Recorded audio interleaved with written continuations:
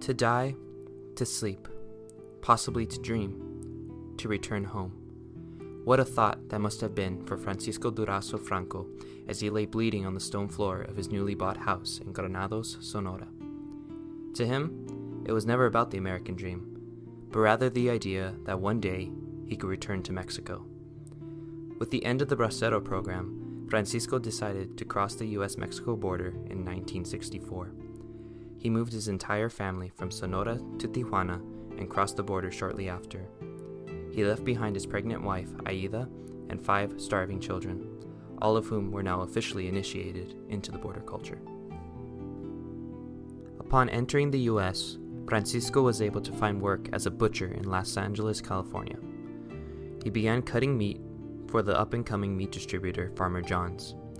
Francisco's employer grew to appreciate his talent and applauded his dedication and strong work ethic. However, since Francisco was undocumented, his pay was well below the minimum wage. It was not until 1966 that his boss considered changing his wages. With La Migra conducting searches and raids on large factories, Francisco's employer offered him and others a chance to gain work visas. In order to do this, each immigrant would have to work for the company for 6 months. After dedicating himself for the allotted time, Francisco was able to gain his visa through the vouching of his employer. After paying off the immigration fees and obtaining his mica, he looked back towards Tijuana, where his family eagerly and hungrily awaited him. The transnational relationship with his family was soon at an end. After giving the good news of his working status, Francisco offered his wife Aida a chance to be moved by a coyote who had previously guided him across the border. But Aida refused, telling Francisco, "We do this right or we don't do it at all." Thus, the 2-year immigration process began for the Durazo family. Aida would visit the immigration office at 3 a.m. almost daily and would stay till the late afternoon. The lines were long, the paperwork was tedious, and above all, managing 5 children alone was a tiresome job. Finally, in 1968, Aida was able to obtain the green cards for herself and her children. Since Francisco was now a documented worker, he could vouch for his family to enter the United States.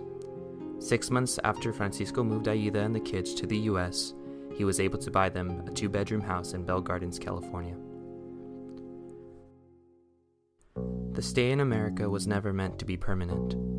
All this time, Francisco's journey to the land of opportunity was a catalyst for his dream of a better life back in Mexico.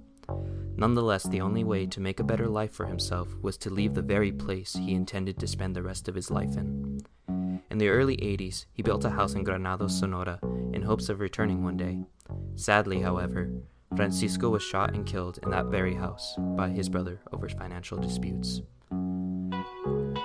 Though Francisco was never able to return home, his wife Aida and 6 children were able to find a new home in Southern California, where the majority of his children still reside, including my own mother, Aida.